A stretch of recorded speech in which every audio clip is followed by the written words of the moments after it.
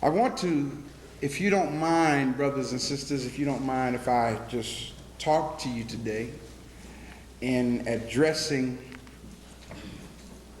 certain issues that confront us as a people. The subject for today is understanding racism. Understanding racism. What it is and how it works. After being in Holly Springs, Mississippi this weekend, and listening to other colleagues addressing the plight of our people, you know, every now and then it's kind of good to just get away and be revived yourself, you know. I don't know if you understand what I'm saying, but sometimes you give and you give out, you give out, you give out, you give out. Every now and then you need to sit and take in. You understand what I'm saying? And so in addition to having to do a lecture myself, it was just good to sit there and listen to other scholars who have put their energy and their life into addressing our needs as a people. One of the speakers there this weekend was our sister warrior in the struggle for African liberation, Dr. Frances Cress Welsing. Now, I don't know how many of you have ever heard her. I don't know how many of you have ever, right. Sister's absolutely awesome. For those of you who do not know, she is the author of the book called The ISIS Papers, The Keys to the Colors. And just listening to Dr. Welsing was a revival for me. And I want to address that point of concern today that she speaks about, I have spoken about, Neely Fuller speaks about, Asa Hilliard speaks about, Dr. Yosef Ben Yakinen speaks about, or Dr. John Henry Clark spoke about, Dr. Amos Wilson spoke about, Dr. Chancellor Williams spoke about, Dr. Shikanta Diop spoke about. All of these African scholar warriors and warrior scholars try to address these concerns to help us wake up as a people. Within the context of what I want to talk about today, and again, today's subject is understanding racism. Now, I know many of you might not even think that you are involved in racism. If that's what you think, you really need to hear this message today. If you think for one moment that you are not in the picture of racism or what is synonymously known as white supremacy, then you really need to hear this message today. Everybody repeat this after me. There are three basic types of people in the world. Say that. There are three basic types of people in the world. The first type is white people. The second type is non-white people. And the third type is white supremacists. Did y'all get that?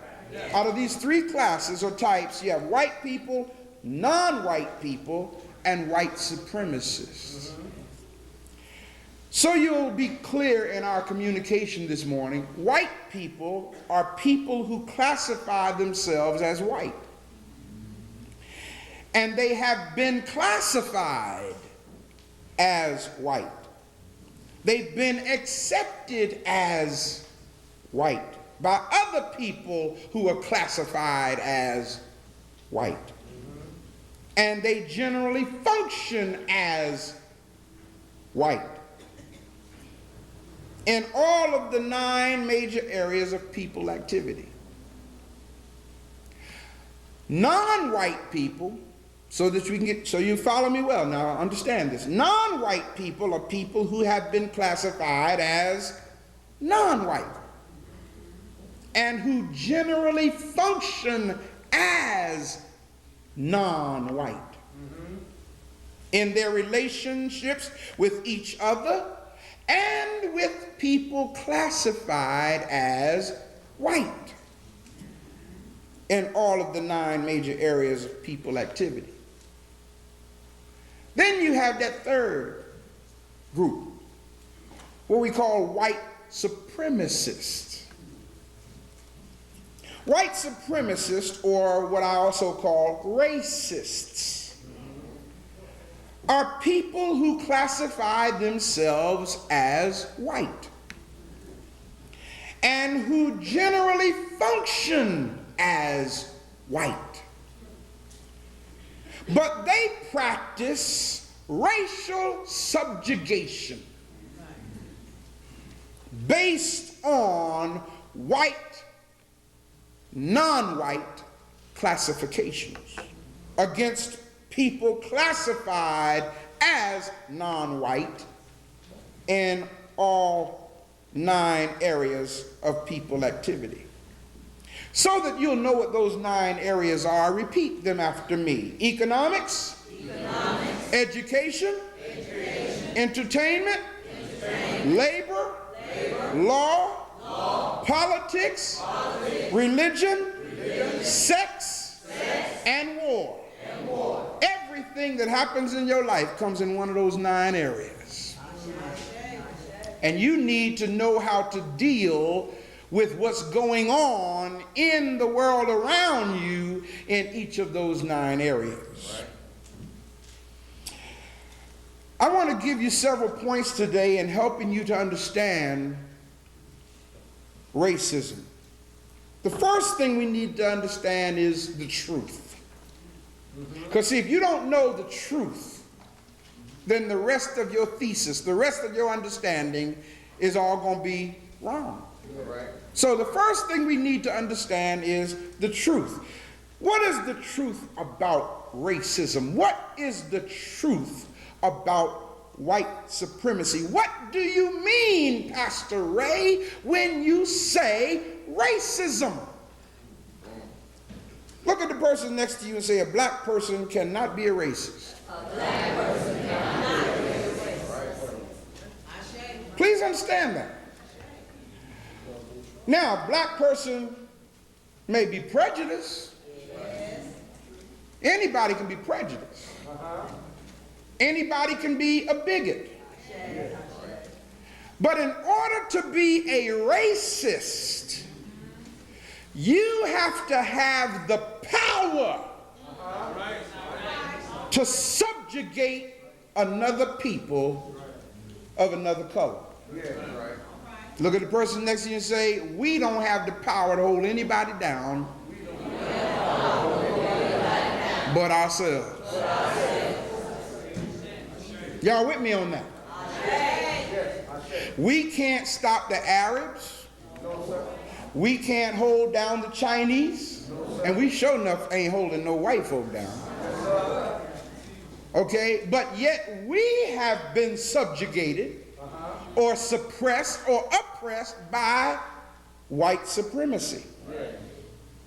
Racism, as I've said, and white supremacy is synonymous. When I say racism, I mean white supremacy. You need to understand, brothers and sisters, when I say racism, I'm not just talking about what goes on in St. Louis. All right. When I say racism, I'm not just talking about within the borders of the state of Missouri. All right. I'm not even just talking about in the South or the North or the East or the West or in the United States or North America. When I say racism, I'm talking about a global system that is in place strategically and working very well according to its agenda.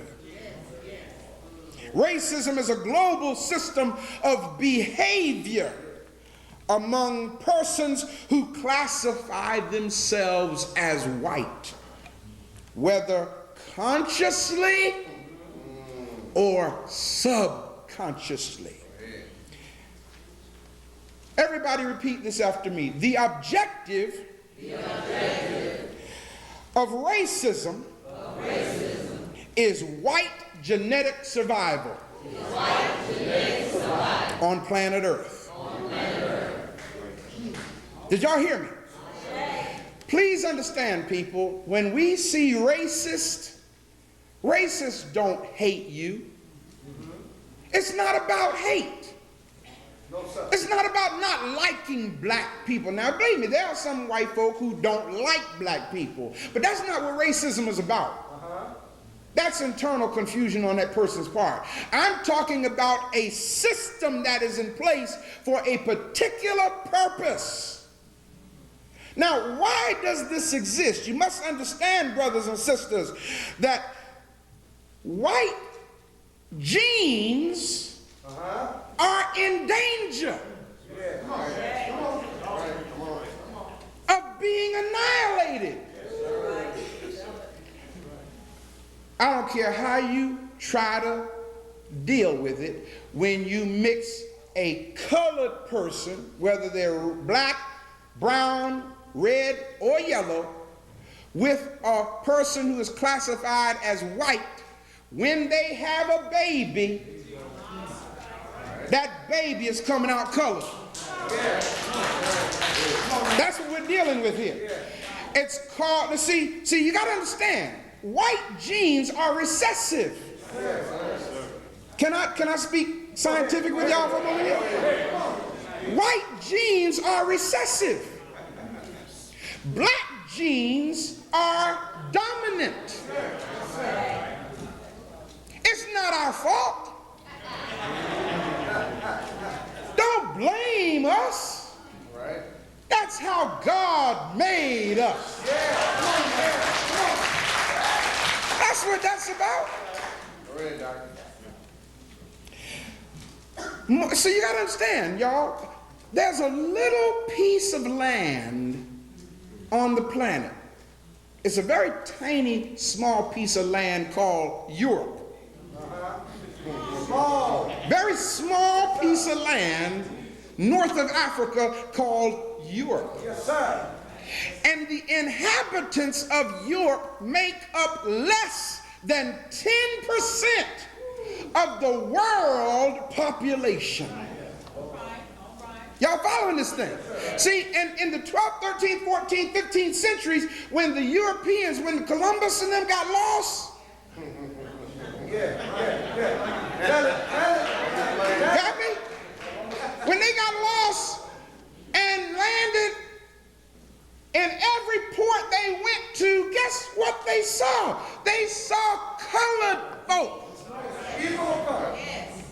They saw black folk, brown folk, red folk, yellow folk, all types of shades of people. And they came to realize everywhere we go, we see people of color. That's when Europe realized that if we don't do something, Yes, sir. Yes, sir. we're not going to exist much longer genetically. So that's when the programs went in place to deal with the threat of genetic annihilation of white folk. Now that's the truth. Y'all don't have to take my word for it.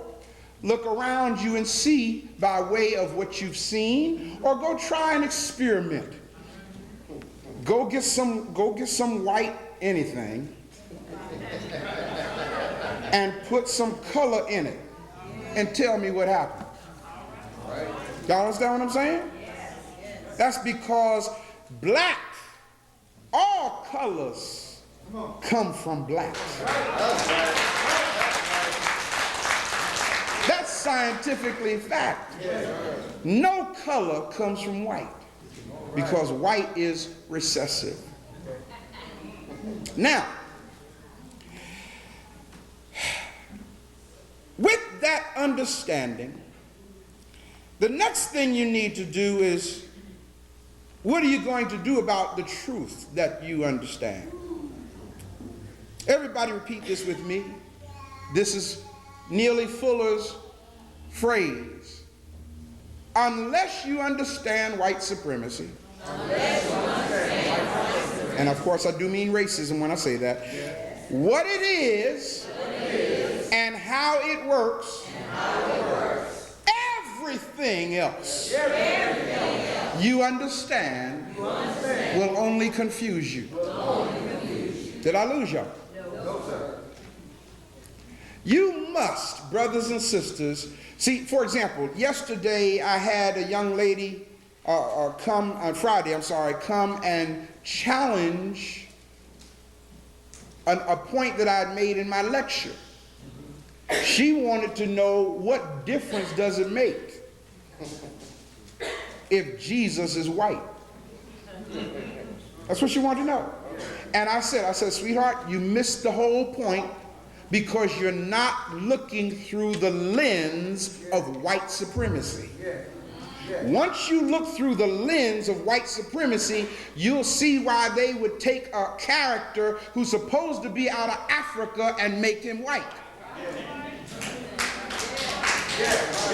You see, I mean, once you look through the lens of white supremacy, what difference does it make? Why, it made big enough difference for them to paint him white. I mean, first of all, it made a big enough difference to create him in the first place. And then when they created him, they made him white. What difference does it make? That ought to tell you something. It's about white supremacy. Because when your God and Savior and your master and enslaver look just alike. Y'all don't like what I'm saying.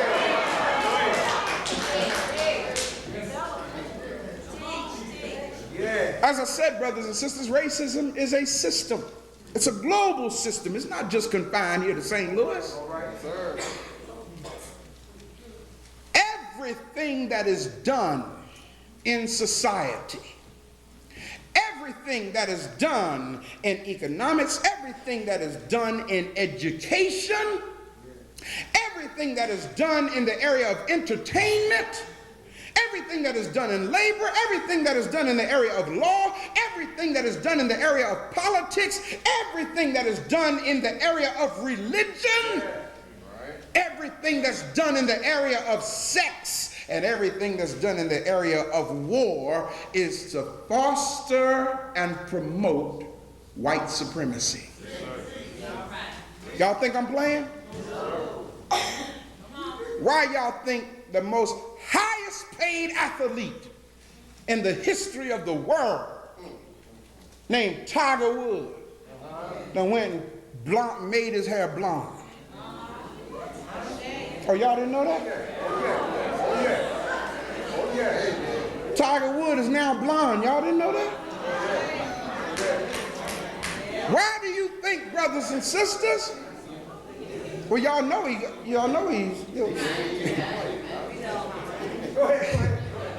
Why do you think that the highest paid entertainer, singer,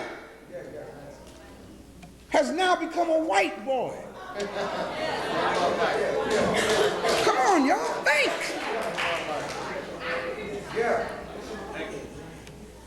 In the area of entertainment, it's deep, people.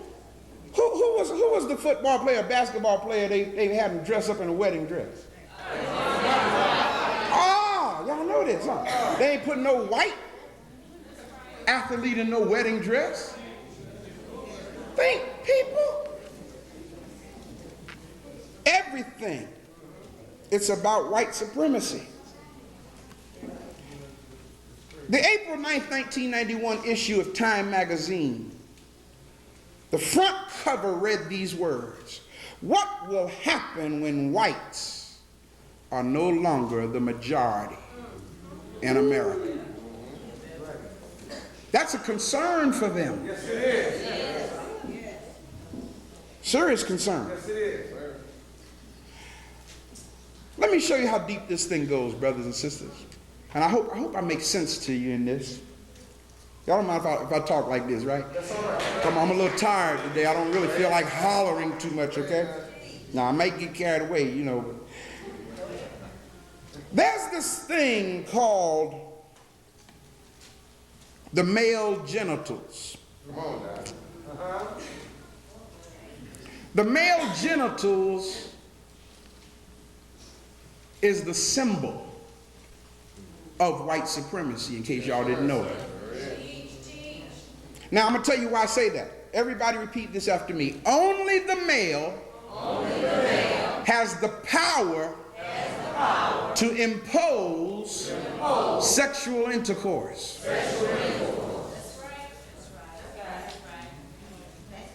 Let me show you what I'm talking about. A man, or male, I'm not going to call him a man, I'm going to say a male. A male can walk up to a woman and put a knife to her throat or a gun to her head and make her engage in a sexual act. We call that rape. Right? Because the male genitals can work under those circumstances. Woman, you try walking up to a brother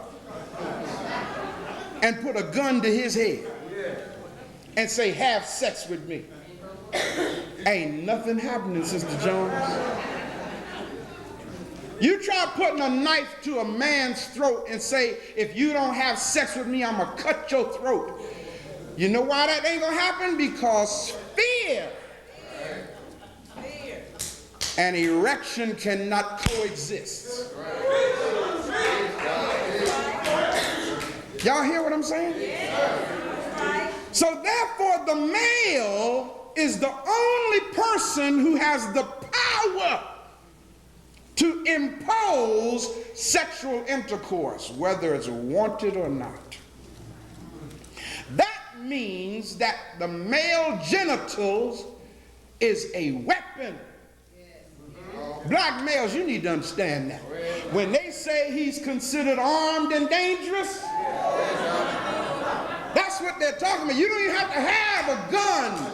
You have a weapon that can annihilate them genetically. Yeah, buddy. Why do you think, brothers and sisters, think, why is it that over 3 million black male slaves were castrated? Come on here. Or lynched. Because if you lynch them or castrate them, guess what? The risk of white genetic annihilation is reduced. But that slave master didn't waste no time imposing sexual intercourse on those black female slaves. Castrated the brother. I'm getting ready to take y'all there now. How many of y'all have ever heard of the bull? Y'all know what a bull is? Y'all know what a bull is, right? Yeah. In case y'all didn't know this, brothers and sisters, the bull is the symbol of Osiris. Asar. The word Asar or Osiris means the perfect black. Are y'all following me here? Now, follow this well. Follow this well. Bull's testicles. Can I educate y'all now? I said, well, we ain't used to hear this from no pulpit. Hang around a while. Hang around a while. Bull's testicles is one of the most outstanding delicacies in Europe for European males. Why do European males like eating bull's testicles? Educator. Talk back to me, black folk. Why do you think they like eating bull's testicles? Why is it a delicacy? Because the bull, again, represents the perfect black. And somewhere in their sick, twisted mind, they literally think that eating the testicles of the black bull is going to do something about fostering their own strength. I hope this ain't too heavy for y'all now. Go fan if you have to, you know. There is this thing called Serlo's Dictionary of Symbols. In Serlo's Dictionary of Symbols, it states these words, and follow me well. It says, the bull is the historic symbol of the Aryan superiority over the Negro. Yeah. Never heard that one before while I was preaching.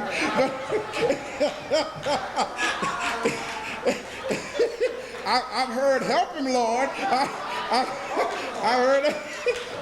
Yeah, I hear you, I got you. Serlo's Dictionary of Symbols states that the bull is the historic symbol of the Aryan superiority over the Negro. Now that you understand this, black people, you can understand what's so special about the bullfight. Why do they have the bullfight? Because what you see is that which is symbolic of the strong black African man is being killed slowly by a little skinny white man with a red cloth. It's showing the white male superiority over the symbol of the black male. That's what bullfight is all about. You want to fight? Why don't you get in there and fight a lion? Do that, hold that little cloth out over a lion. There you two. Let me go deeper than that, since I'm dealing with symbology here. Because see, in a few weeks, y'all gonna be buying this stuff. We got this messed up day coming called Valentine's Day. Go back. And y'all don't even know that when you go out and buy chocolate covered nuts,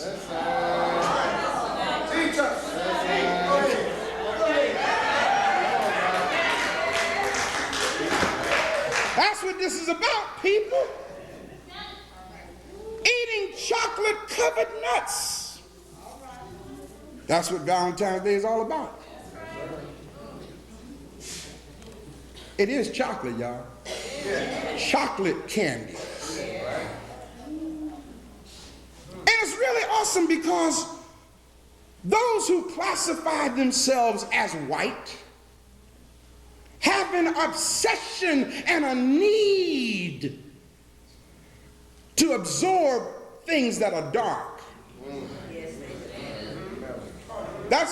Africans didn't eat chocolate. In fact, chocolate is the worst thing you can eat because it doesn't leave your body.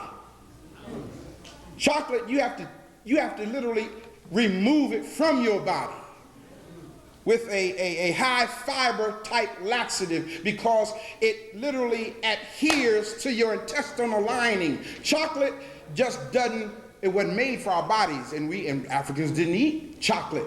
White folk ate chocolate. Now we have become like white folk and we now like chocolate. Coffee, Coke, all this dark stuff. White folk understand this dark stuff called melanin. You know what's deep?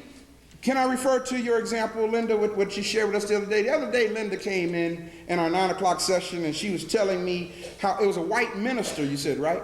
A white minister came to Linda and said to her, "You're rich." And of course, Linda thought he meant, monetarily, economically. She said, "No, I'm not rich either." He said, "Yes, you are. You have something in you called melanin." Isn't that deep? Oh, yeah. And then she had her ankh on, and he acknowledged the ankh. as the African symbol of eternal life. Why is it, black folk, that white people know more about us than we know about ourselves? Why is that? Oh, that's some deep stuff. We hate melanin. And that's one of the reasons why we have no problem killing each other, because we hate ourselves. As a result of hating melanin, we lack unity. We lack the power to bring about justice among ourselves. We have been programmed to mistreat each other. It's sad when a little black female child will throw a tangent because she can't have that white doll instead of that black doll. Something's wrong when a little girl will look at a black doll and feel that it's ugly. Why do we hate melanin so? Why? Why do we hate melanin so? I'll tell you why. Because of little simple song rhymes that have been programmed into our head, like, if you're black, stay back. Y'all know it? Yeah. If you're brown, oh, y'all got it. Stick around. If you're yellow, you're mellow. And if you're white, how'd y'all learn this song? Programming. Isn't that deep? You know, it sounds good. It rhymes. But notice the message. If you're black, get back. If you're brown, stick around. If you're yellow, you're mellow. But if you're white, you're all right. Look at the person next to you and say, that's sick. White folk know the benefits of melanin. That's why they lay out under these tanning machines. Let me explain something to y'all. Black folk don't lay under tanning machines. Now let me tell you what's so important about the tanning machines. Y'all don't mind this information, do you? Huh? I mean, okay, all right. See, tanning, let me tell you what tanning does. There's this thing in us called melanocytes. And tanning forces the melanocytes, which, by the way, in white people don't produce melanin. Under ultraviolet rays, melanocytes are to produce an enzyme called tyrosinase, which is essential for the production of melanin. Now, see, y'all, we don't know any better, so we don't understand that God put in us an automatic sunblock. We don't understand it. See, we got black folk going out buying sunblock because you don't know no better. That chemical in you called melanin makes you one with the sun. That thing in you called melanin truly makes you a child of the S-U-N. Y'all understand what I'm saying? Whites have an absence of tyrosinase. The absence of this enzyme called tyrosinase is what we know as albinism. How many of you know what an albino is? An albino is a person who lacks melanin, whose eyes have become unnaturally colored and their hair has become unnaturally colored. That is what you call a genetic mutation. Am I clear here? Yes. This is a genetic mutation or deficiency. This is why white people take very dark substances into their bodies. What we've been programmed to hate, something called melanin, those who classify themselves as white adore it. Did y'all hear me? For example, let's notice some more symbols here. Let me show you what I'm talking about. Again, now, you got to look at this through the lenses of what? White supremacy. Francis uses this analogy, Dr. Welsing, the ball games. Everybody say this: big brown balls. Big brown balls. Don't get carried away. I'm talking about balls that you play with. You know, I said that, folks.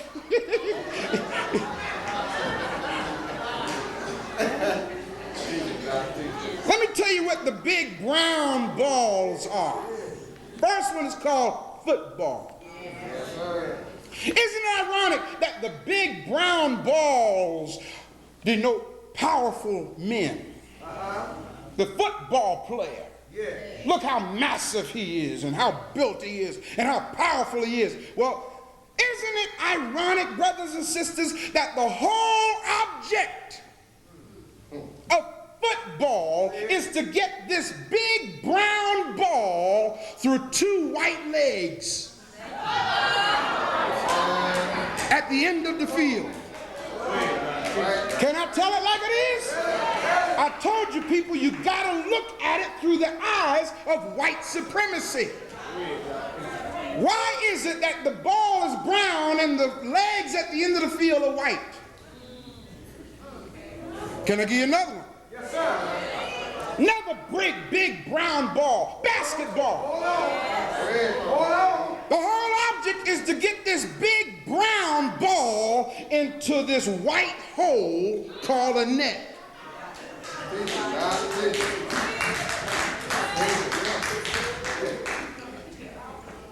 I want to hear about Jesus.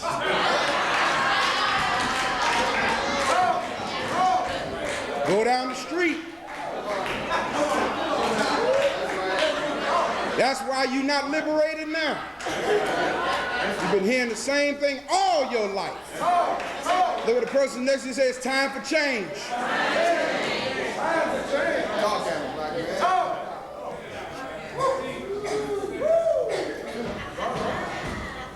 The original soccer ball was not white and black or white and spotted. The original soccer ball was brown leather. The whole object is to get this big brown soccer ball up into this white net at the end of the field. Another big, powerful black ball called a bowling ball. Oh, now they make them in rainbow colors for you. But originally it was black. And the whole goal of the black bowling ball with its power is to go down the road and knock up as many white, shapely women called pins as it can.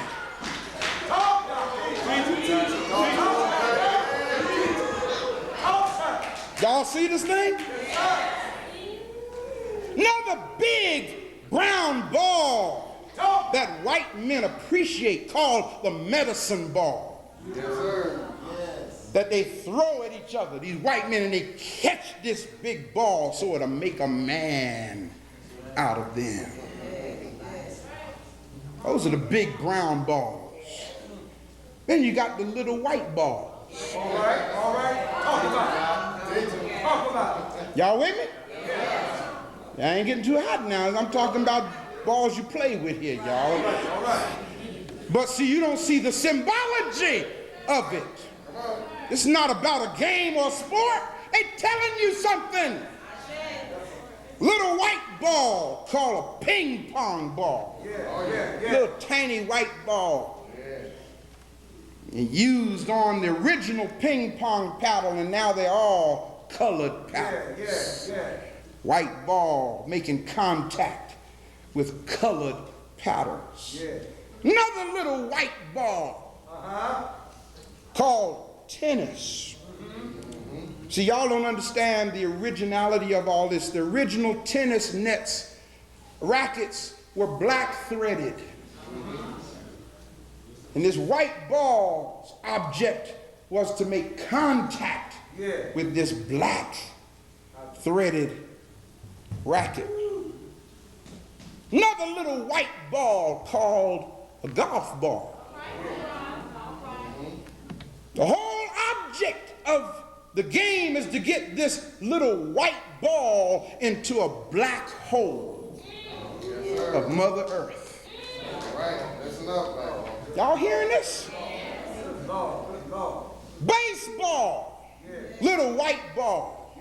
Whole object of that picture is to take that ball and throw it, whoa, not to the back, but to be caught by that brown, melaninated catcher's mitt.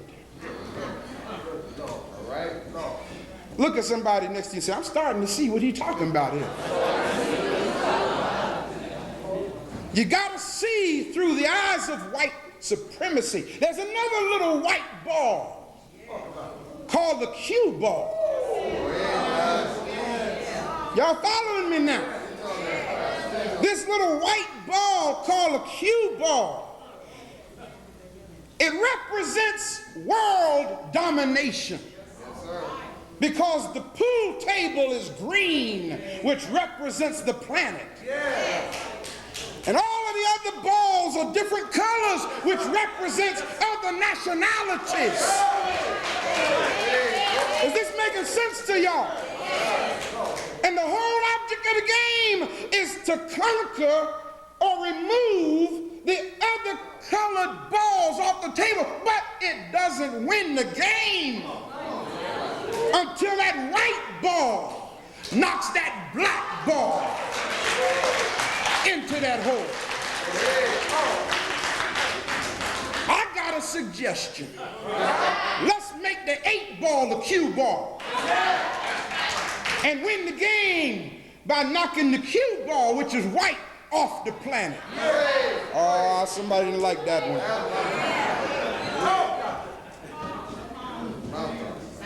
Why is it that the big browns are symbolic of power? Why is it that powerful white men don't smoke little white cigarettes? They gotta smoke big brown cigars. What's up with that? It's racism. Subconsciously, they don't even know it. Men of power feel that cigar signifies their position. Smoking the pipe, big black brown pipe, smoked by powerful men. Little weak men get into cigarettes, used by those who are more effeminate. Then there's the black mantle. I can't leave that out. Y'all want to know where the black robe concept came from? Because white men realize that in order to be powerful, you have to be robed or clothed in blackness. That's why every judge, and it used to be every preacher, till now they done got a little mixed up there too, but every judge who sits behind the bench has to wear a black mantle called a robe. And what I'm trying to get my black brothers to understand is you was born with a black mantle on you. When you take off your clothes, brother, you got on a black mantle. Oh, shucks now. Let me get good here. Get real good in this thing. I get carried away and get to kicking everything up here. I told y'all that there's a weapon that every black man has. Yeah, so when the cop says he's got a weapon, they mean that. You don't have to have a gun on you. Your genitals, black man, is a weapon. It's a threat to every white man on this planet. Woo, buddy. So therefore, the white man has created this thing called the equalizer. It's called the gun. Old they used to call it the fire stick. Thunder stick, because of how much noise it made. But check this out. No device on this planet has been more fatal to the black man than the gun. Why is it that black males like guns so bad? Why? What is it about guns that make black males feel like they're doing something or like there's somebody because they got a gun? Oh, y'all follow this. When a black male has been emasculated, castrated psychologically, the only thing he has to help make him a man is reach up under his jacket and pull out a gun and say, "What you say?" That's right. That's right. That becomes his symbol of power. And if you look at the gun, you'll see that it's nothing but an erection, and the handle or the grip is there represent the genitals. That's right. Yeah. That's right. So the gun is symbolic of male genital power. The black male genitals, yes, is a weapon. And when we begin to understand white supremacy, we'll better understand the pathology of destruction within the black community. I hope this is making sense to y'all. Y'all tired? Oh, okay. I'm almost finished. We must intensify our consciousness and our efforts against white supremacy, not against each other. I don't think you heard what I said. We who have become victims of white supremacy are so busy fighting each other instead of fighting white supremacy. Be like the letter that was left on a Cook County jail by a white man thanking the black man for doing their job. Said, "Thank you, black man, for doing what we wanted to do. We have you to thank for killing off one another. Because you killing each other off, we don't have to do it now." You understand what I'm saying? Why are black people specifically attacked more than any other race? Because black people have the highest level of melanin production. Again, that which makes us genetically dominant. Now you see why there's such an attack on the black male child. Every young black male in here under 12 years old, please stand up. In fact, black males stand up. It ain't just under 12. Black males. Let me explain something to you. Those of you who are standing, God, thank God for all these brothers in here. Those of you who are standing up, let me explain something to you. There is a strategic design in place to remove the spirit of warriorhood from each of you. You must understand that if their plan works, it will result in you losing the warrior spirit. And it will result in you becoming passive. And then you will move from passivity to effeminization. And then you will move from effeminization to bisexuality. And then you will move from bisexuality to homosexuality. It doesn't matter to them. And for those of you who insist on remaining strong black warriors, they have to kill you. That's right. So brothers, those of you who are standing, we understand this process, and we ask that you see each other. Look around and look at your brother and realize who you must support. Realize who you must become one with, and realize that all of us together have to ask the ancestors to guide and protect us. You may be seated, black men. Thank you for standing. The goal is genocide or white genetic survival. It doesn't matter if you're gay. That's what they want you to be.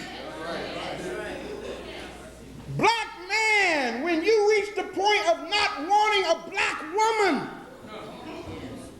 racism has done its job in you. What in the world? I take that back, brother Evans. What in the universe is better than a black woman?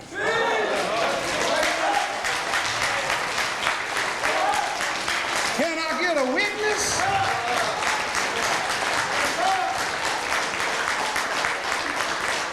What? God didn't make anything better than a black woman. Good Lord, have mercy. And racism wants you, black male, to not want that black woman. It wants you to not want women at all. And then if you must have a woman, it wants you to want a white woman. And then if you can't stop there, it wants you to become straight up gay. That's right. I was getting ready to try to act it for y'all, but I don't do that too good. That's one I can't act too well, brother. I don't even play that. You understand what I'm saying? And for those, like I said, who insist on being strong, then there's two other options. Let's get him locked up, which is the biggest money-making business in the country right now. And if we can't keep him locked up, then let's manipulate his early demise or death. Y'all think this thing is blind? Listen, y'all, how many of y'all ever seen a chess game? Which side moves first? Why? Who said? Why can't the black move first? That's right. That's right. Because that's the rules of their game.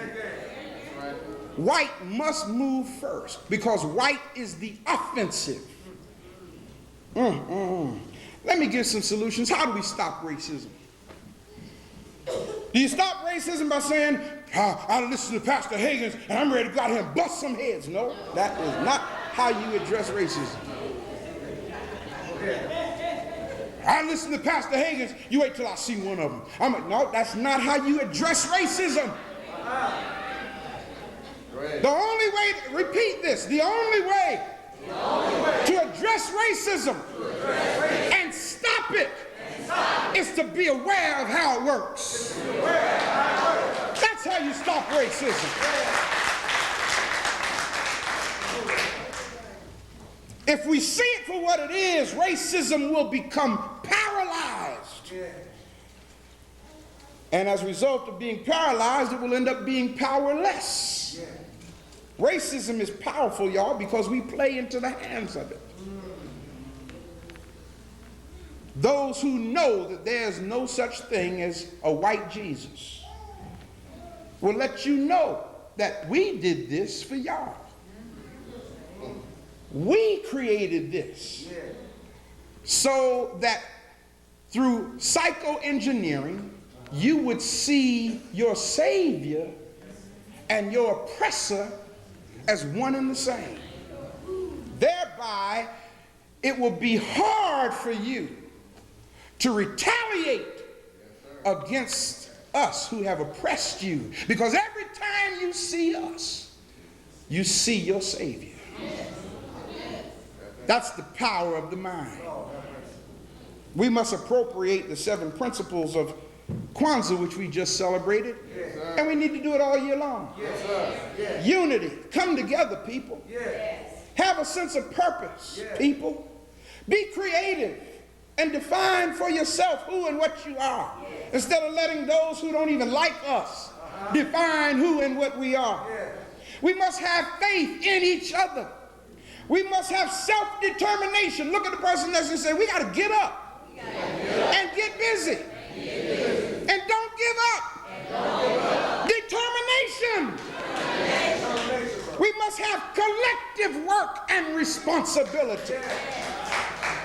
And we must have cooperative economics. Another way to deal with racism is to understand the 4 uses of time. Nobody can waste time like some of us can. I mean that. How do you improve how you spend your time? Everybody say this, may want to write it down. Say, I must begin to have constructive conversation. Now, what does that mean? That means, y'all, when you start talking about stuff, I want y'all to start thinking. When you start talking about stuff, listen to yourself. Go ahead. Yeah. And see what is the content of your conversation. If what's coming out of your mouth ain't worth nothing, then shut the blank up.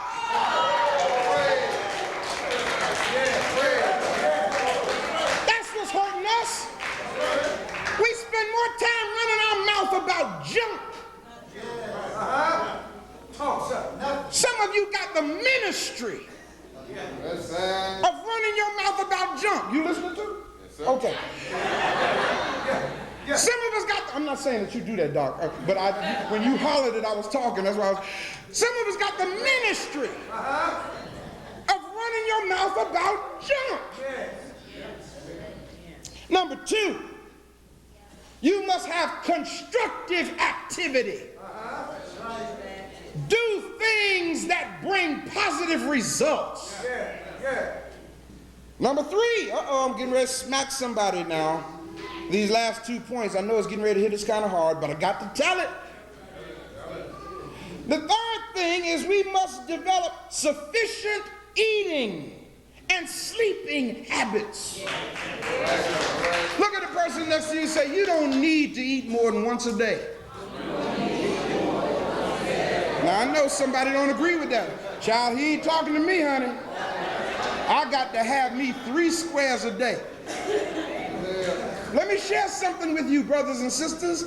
That is not your metabolic makeup. You don't need to eat that much. Some of you live to eat instead of eating to live. Y'all follow what I'm saying? And it's evident. We hold this fact to be self-evident that some people eat too much. Become constructive in your activities, and you won't start eating senselessly. You know what I found out, and I'm serious about this. As a therapist and a counselor, I found that over 83% of people who are overweight eat out of being bored or miserable or unhappy. Find something to do with yourself besides going in the refrigerator. I'm serious. We're killing ourselves. And see, what happens is you eat stuff that you don't need to eat, and then after you eat it, it turns to liquor. And you get drunk. And you want to go to sleep. And then you wake up every week. Come on, child, I got to lose weight, honey. I got to lose me some weight, honey. Come on, people. Get involved in constructive activity. Here's the 4th one. Develop healthy habits of sexual intercourse. See how quiet it got? Now, what are you getting ready to say now? I got to rush, my time's almost up. But Frances says it this way, and I agree with her 100%. First of all, you don't need to be having sex before you're married. I'll say it again. You don't need to be having sex before you're married. And then you don't need to get married before you're 30 years old.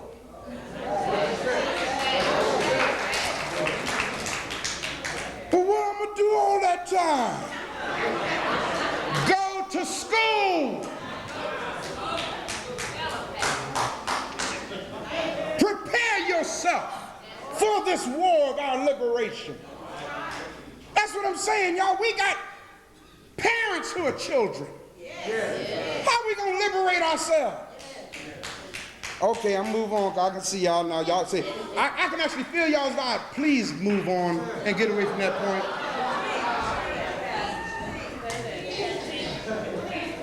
We must experience transformation, brothers and sisters, by the renewing of our mind. You must get rid of the mind that was given to you. And once you understand, again, that it's all based on white supremacy, when you start looking at movies through the lenses of white supremacy, when you start going to the supermarkets and see white supremacy where the prices are higher in our community than the same supermarket than in another community, then you see that this thing is serious. When you see, brothers and sisters, that you have to pay more, not just for food, but for everything, maybe it will cause a few of us to realize we need to pool our economic resources and have our own. We must change how we think about ourselves. We must change how we think about each other. And experience victory and liberation.